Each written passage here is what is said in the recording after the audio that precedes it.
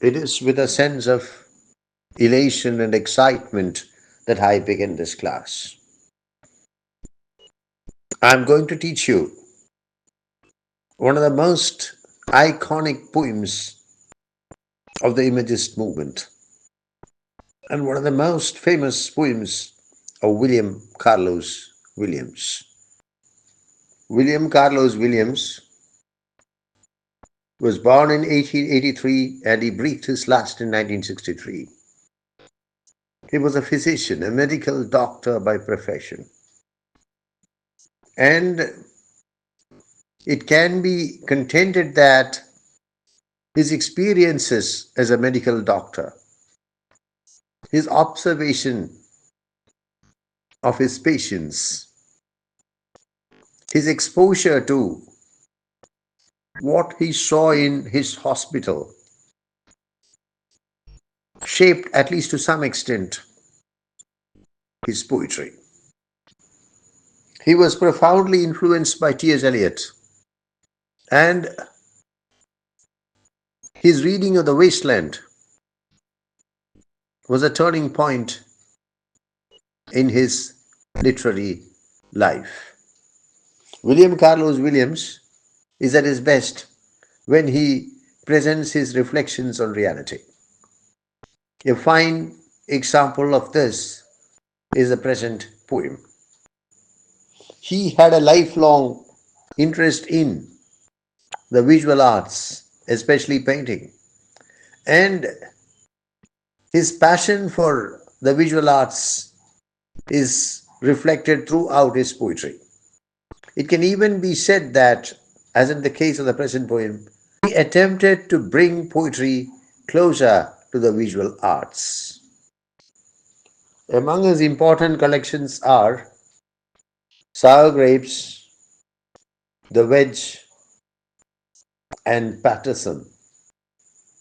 William Carlos Williams was awarded the Pulitzer Prize for Poetry posthumously. This is something very interesting. To begin with, I was under the impression that the title of the poem is The Red Wheelbarrow, but I was wrong. The poem was first published as part of the collection titled Spring and All. Spring and All came out in 1923. This poem had no title. However, it was the 22nd poem in the book. So it was designated as the 22nd poem in the book using Roman numerals. Thus, strictly speaking, the poem has no title. And for some time, the piece was referred to as Poem 22 of Spring and All. But later, editors decided to title it The Red Wheelbarrow because the red wheelbarrow stands at the center of the thematic structure of the poem. Now let us address the question why the poet decided to leave the poem untitled. He could very well have chosen a title. You must remember that titles are of two kinds. Titles can be either emphasive or additive. Emphasive titles stress or emphasize or highlight a particular aspect within the thematic structure of the poem. An additive title, on the other hand, adds something new to the thematic structure of the poem. If the poet had titled this particular poem The Red Wheelbarrow or The Wheelbarrow, it would have been an emphasive title. On the other hand, if the poet had titled this poem say farm scene, it would have been an additive title. But the poet decided not to give any title to the poem. It could be because the poet did not want to stress or emphasize or highlight any particular aspect of the thematics of the poem. And also, the poet did not want to add anything new to the thematics of the poem. He wanted the poem to stand by itself, to stand on its own legs. By refusing to give an emphasive title to the poet ensures that the poem is perfectly balanced. No one aspect of the poem, of the thematic structure of the poem, is given more heft at the cost of the other aspects. So the poem stands on its own feet in perfect balance. By refusing to give an additive title to the poem, the poet declines to add anything new to the poem, anything, anything which is outside the thematic structure of the poem to the poem. The result is that the poem stands exactly as it stands, in perfect balance, just as it is. Even more interesting than the title is the text of the poem. It's a very short poem, it's a very small poem, and I here give the text of the entire poem. I hope I will not be entangled in copyright issues. The Red Wheelbarrow. So much depends upon a red wheelbarrow glazed with rain water beside the white chickens. The poem consists of 16 words. The 16 words are organized in 8 lines, and the 8 lines are organized in 4 stanzas. Indeed, a little great poem. Let us take a closer look at the poem. So much depends. What is the meaning of the word depend? The word depend has quite a few meanings. That is the complexity of the English language and also its beauty. To depend means to be determined by, to decide, to rely on, to be supported by. So much depends upon a red wheelbarrow. Wheelbarrow is a small cart having only one wheel, 2 stands at the back, 2 handles, used for ferrying material, especially in a farm or a construction site. A red wheelbarrow. Red. The color stands out. The color is eye-catching. The color is associated with blood. The color is associated with royalty. The color is associated with the English army in the past. Red coats were English soldiers. Glazed, covered, especially with something shiny, something gleaming, something sparkling. Glazed with rainwater, it has rained. And the wheelbarrow is wet. The wheelbarrow is covered with rain droplets. Glazed with rainwater, beside. Beside means by the side of, not besides. Students usually confuse besides and beside. Besides, in addition to. Beside, by the side of. Beside the white chickens. What is chickens? Chicken is the young one of domestic fowl. Chickens young ones of domestic fowl kept for its egg and meat. So, what do we find here? So much depends. The poet says, the speaker says, so much relies on, so much is decided by, so much is determined by, so much depends upon a red wheelbarrow glazed with rain water besides the white chickens. It is possible to see this poem as a painting. In fact, it is a painting, except that its creator used his fountain pen instead of his brush. It's a painting of a wheelbarrow which is colored red,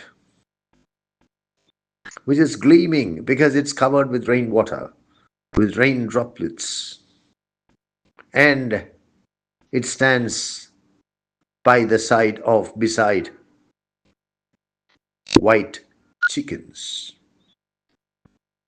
It's a very beautiful, very detailed, very enchanting painting, except that it is painted with a pen and not with a brush. We can see this poem as a still life. We have seen this poem as a painting. We can go a step further and say that it is a still life. A still life is a work of art that depicts ordinary, commonplace, everyday objects, mostly inanimate objects. This is precisely what this poem does. This poem depicts a wheelbarrow gleaming because it's covered with rainwater, and the wheelbarrow stands beside the chickens, white chickens. Of course, you can say that the chickens are not dead objects, not inanimate objects. Still, we can see this poem as a painting. We can go a step further and see this poem as a still life. This is perhaps the opportune point in the discussion to bring into conjunction with the present poem the famous painting of Vincent van Gogh titled Landscape with Wheelbarrow. It is a watercolor on cream paper, and the painting presents a wide landscape of heath, a flat landscape of heath, with a single wheelbarrow in the middle and cottages on the horizon. As I have already pointed out, the present poem can be seen as a painting, a still life, rather than as a poem. A still life, a painting created using words instead of paint. And there is color in it. The wheelbarrow is red, the chicken's white. The rainwater provides the glazing for wheelbarrow. But the opening words of the poem are problematic. What shall we do with the first two lines of the poem? So much depends upon. I think the first four words of the poem. So much depends upon. The first two lines of the poem. So much depends upon a red wheelbarrow. If we accept the interpretation, the reading, that this poem is a painting rather than a poem, a still life rather than a poem, what shall we do with these words, these four words, these two opening lines? So much depends upon, they prove to be problematic. So I think it would be better to accept an elementary reading. Elementary reading. So much depends upon. the nutrition, the sustenance, the very existence of humanity depends upon the red wheelbarrow and the chickens. If there is no wheelbarrow, there is no chickens, there is no farming, there is no agriculture, there is no poultry, the human race would cease to exist. So much depends upon farming, agriculture. I would say that the poet is making it clear that we often take farming for granted. We can live without almost anything, but we certainly cannot live without food. That is what the poet is stating, or rather suggesting. So much depends upon when we eat 3 times, 4 times, 5 times a day. Do we ever think of how the food that is served to us has originated, has been created? What intensive labor has gone into it? What effort has gone into it? We can live without anything, almost anything, but we certainly cannot live without agriculture, without farming, without wheelbarrows, without chickens. So this poem brilliantly accepts an elementary reading, which I think is even superior to the reading of the poem as a painting, as a still life. I would go even further and claim that this poem contains a warning, a subtle warning to city slickers not to take the rural landscape for granted, not to take agriculture and poultry for granted. Because if you take these things for granted, you bring doom upon yourself, upon the human race. The gastronomic reading is a very interesting interpretation. The speaker is at his dining table and he is completely disappointed with his dinner. And then he realizes that in order for the dinner to be good, the ingredients have to be good. The inputs that go into one's dinner, or for that matter, one's breakfast or one's lunch, have to be good if the food has to be good. C.S. Lewis is said to have remarked, "No clever arrangement of bad eggs ever made good omelette." Unquote. I repeat, no clever arrangement of bad eggs ever made a good omelette. Unquote. The speaker wonders why his food is disappointing. And then he says, so much depends upon a red wheelbarrow glazed with rain water beside the white chickens. So much depends upon the farm products, the ingredients, the inputs. There's no point in cursing the dinner or cursing the cook because the ingredients have to be good. The farm products have to be good. have to be good. So much depends upon them. This is a very important interpretation, the economic reading of the poem. The speaker is trying to say that the fundamental basis of the economics of the country, the economics of the world, is farming.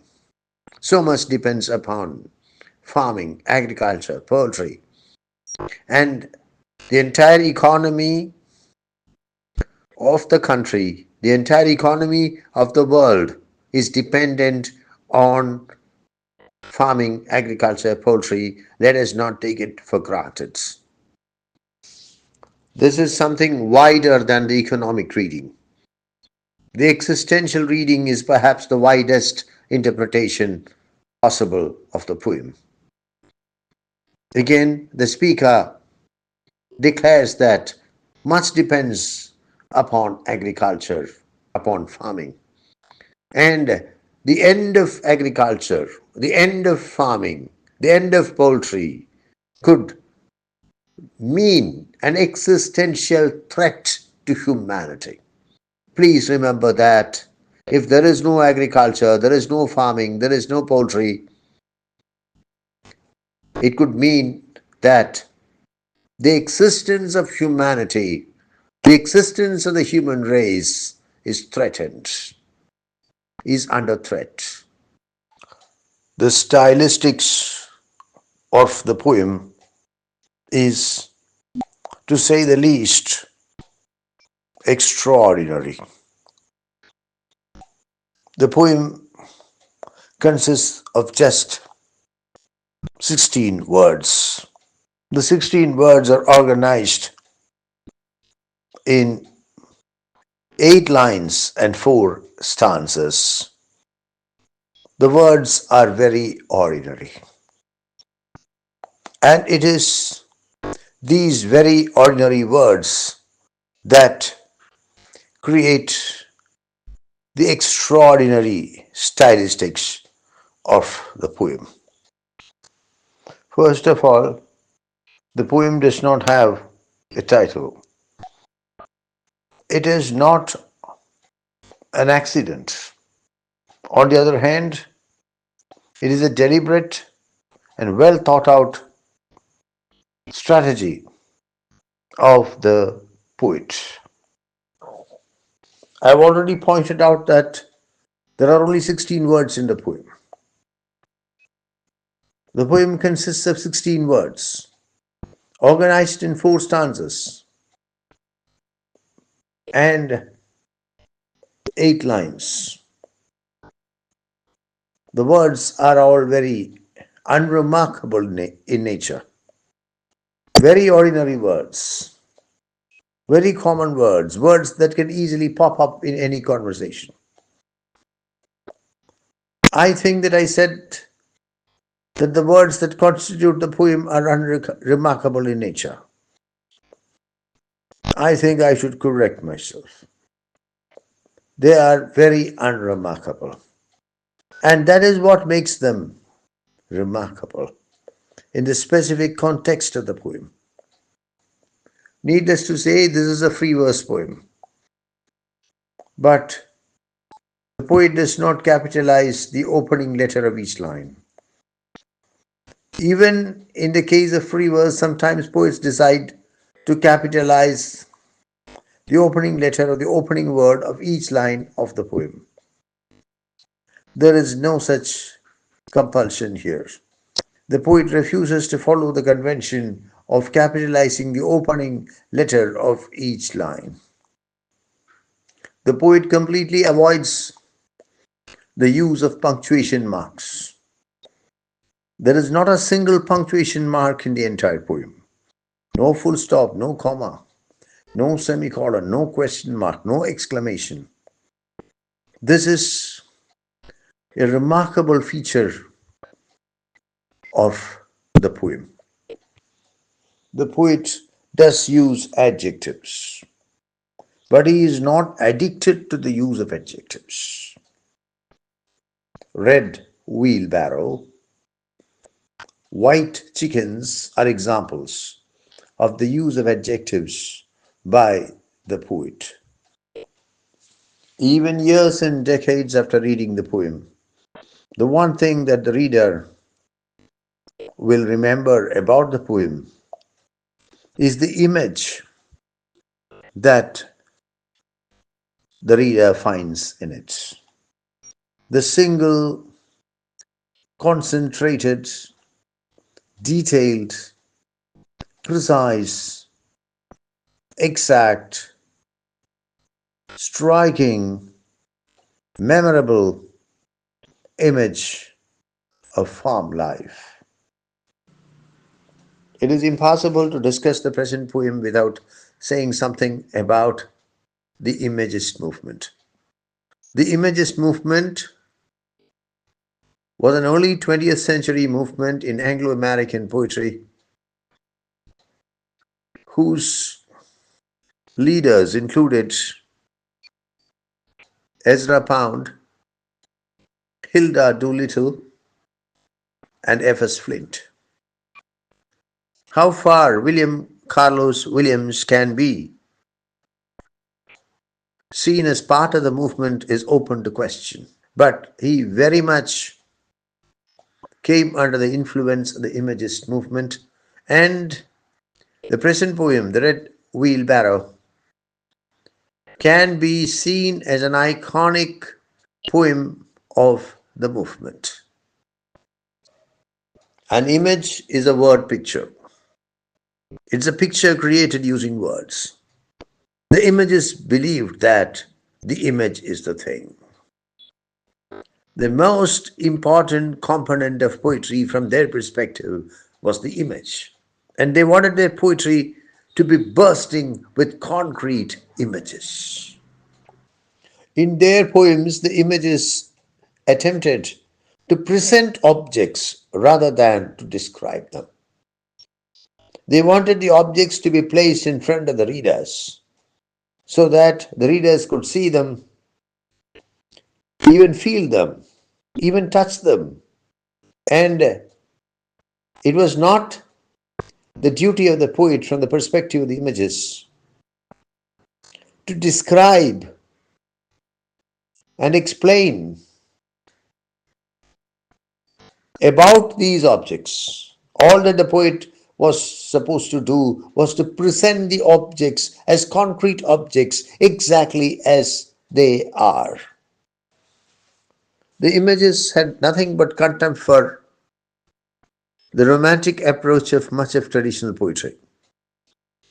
And they try to create a poetry which would be unpoetic. It should be unpoetic. They found poetry in ordinary situations, in everyday things, in unpoetic scenarios. And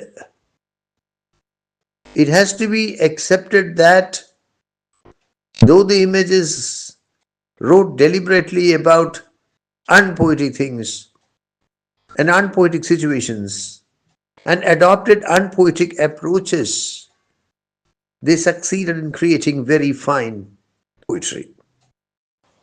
The images had nothing but contempt for traditional verse, and they avoided most of the features of traditional verse, such as meter, rhyme scheme, meter, rhyme scheme, and stanzaic pattern.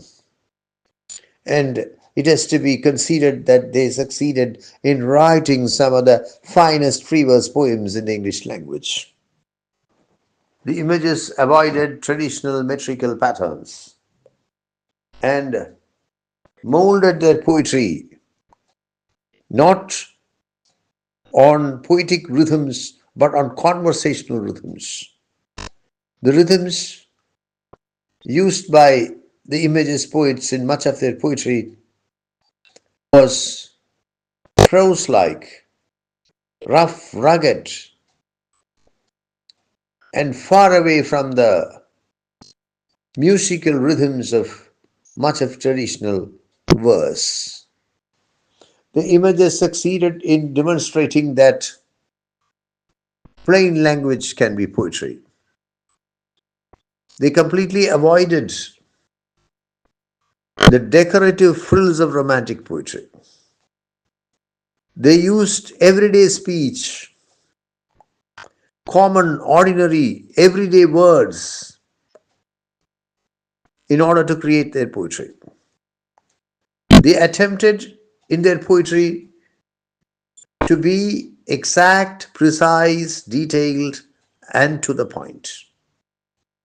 The focus was more on the present point of time, the present moment, rather than on the past or the future. The Imagists wanted their poems to be not just precise but also concise. It is significant that no Imagist poet has ever written a poem comparable in length to the Fairy Queen of Edmund Spenser, which is over 36,000 lines, or even the Paradise Lost of John Milton, which is just over 10,000 lines. The Imagists wanted their poems to be short, brief, concise, and they always tried to pack a punch in their poems.